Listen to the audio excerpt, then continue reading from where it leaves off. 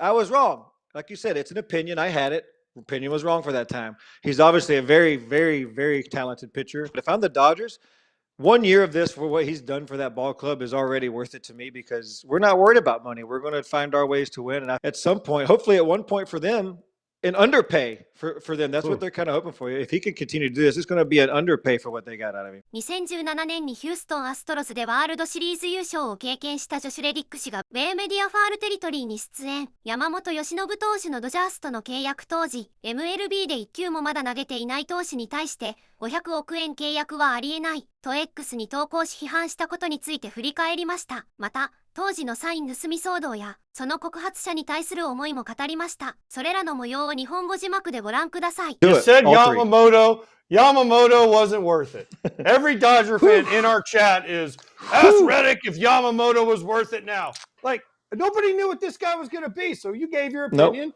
We all give our opinion. We're wrong sometimes. We are. I've been wrong. We are. So here's I'd say it tomorrow if somebody else signed for that much money. But you know what? I was wrong on this one. I've said it on our podcast with Chandler and Tyler Stafford. So it's like, I've said it, but you know what? Here it is. I was wrong. Like you said, it's an opinion. I had it. Opinion was wrong for that time. He's obviously a very, very, very talented pitcher. We saw what he could do in the postseason. We saw what he could do in the regular season. So I tip my cap to him. He's obviously very good. I was wrong. Dodgers fans. Do I apologize? Probably not. But good for him. He's a great pitcher. I'm glad I don't have to face him because that splitter is terrifying. And good for he had a fantastic World Series, man. Even with my opinion being wrong, it was so fun to watch him put on the show. With what he did in this World Series, because last year he was hurt for part of the year. Is the contract worth it? We always have this question. And is the $325 million for 12 years, I think. Scott will remind me if I'm wrong, but is it worth it if this series sets him back? Or, you know, this just the one good year, one World Series championship. I know he won yes, last that year. Is the money. Yeah. That's the both sides of thing where things are still funny because it's such a long-term contract. You know, is this 1 year going to be everything he's got in the tank? Who knows? We'll just have to wait and find out. But if you're looking at a Dodgers team who has no problem spending this money, deferring this money, which I love, by the way, I will say that Dodgers aren't ruining baseball. I love it. If you want to win, go pay for the win. Anyway, so if it's, you know, 3 years from now and he's, you know, even not 3/4 of what he was now, like absolutely 100% worth it. But if I'm the Dodgers, 1 year of this for what he's done for that ball club is already worth it to me because we're not worried about money. We're going to find our ways to win. And I feel like this is something that if they can manage his breaks like they've done that year and then use him like they did in the postseason, he's obviously got that dog in him. We saw that. But, you know, rest him up and do right with pitching in the regular season because that lineup's going to give you a pretty good run support more often than they're not going to. So he should have plenty of rest to be able to do this year in, year out, and make it at some point, hopefully at one point for them, an underpay for them. That's what they're kind of hoping for. If he can continue to do this, it's going to be an underpay for what they got out of him. For some reason on my Instagram feed, it has been you and talking about the 2017 World Series and the whole run and everything that happened, right?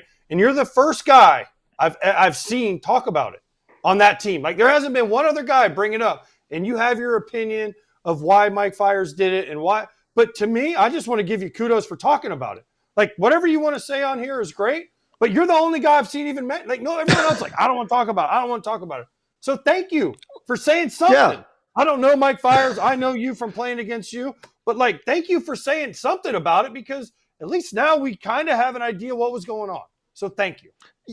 Yeah, I mean, you know, it's public knowledge. So I mean, at this point, it's not something that I'm trying to run away from, and it's a part of us as players. You know, it's something that happened. So why try to ignore something that happened? And you know, all these fans and whoever's in listening, commenting, you know, I'll tell you to the day I die, and I did not use it. I'm one of the guys that did not use the system. Me, Altuve, and Tony Kemp are the three guys who didn't even think about using it. And that's not even coming from me as a direct source first. Like Carlos Correa came out and said it the day after we met with the media that spring training of 2020. So it's not like I'm making stuff up. It's been proven that, you know, people are going to be biased, and I get it. Like I had over 300 for the only time in my career.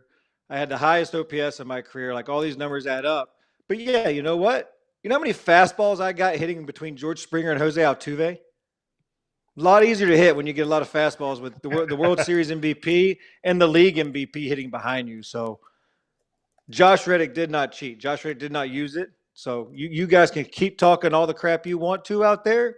It doesn't affect me one bit. I love it. I feed off of it. Jose Altuve, we have a lot of Yankee fans that work here. So wait, Jose Altuve didn't have a wire on him buzzing his chest? I mean, come on. That is the most ridiculous. Guys, listen, that's the most ridiculous thing I've ever heard. So, I mean, what? if he did, gosh, that's awesome. But I can't believe it. And he would be the only one?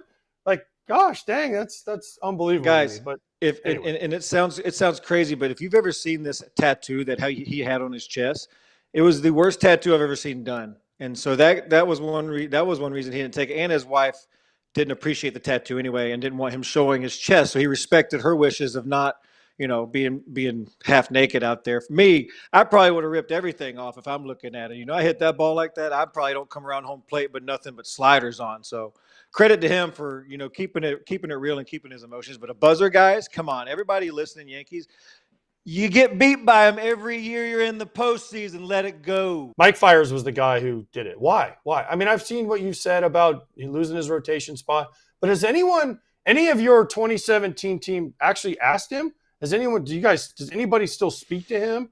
I mean, because there's an old saying in baseball is, what happens in the clubhouse stays in the clubhouse. Yeah. We all know that, but things get out, things get leaked, whatever. But has anyone actually talked to Mike Fiers and said, why, dude?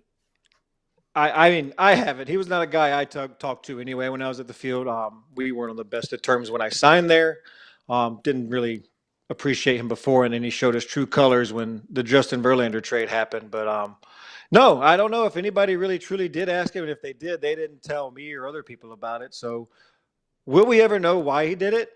No, he'll probably never admit that. But, when you play with a guy and you see the things that are said in text conversations about acquiring the best pitcher in baseball, it's kind of upsetting when you're trying to go out there and win it all, and you're already one of the better teams in baseball, and then you get a guy like Justin Verlander to your rotation. You're getting mad about it. Like I've told this story many a times, and I tell my friends and guys, like, look, if I could compare that, it'd be like somebody like me losing their job to Mike Trout in his prime, and I'd be like, I'm gonna be mad about that. Like, bro, go get me a World Series ring. I'm good. Like, I'll be the man top step high-fiving you every time you go deep. Like, yeah.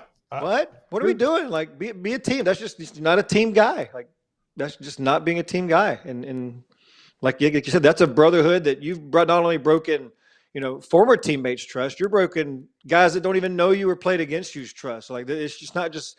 So I hope he's happy he did it. I don't know if what he's doing nowadays, but good for him. I guess he can sleep better at night.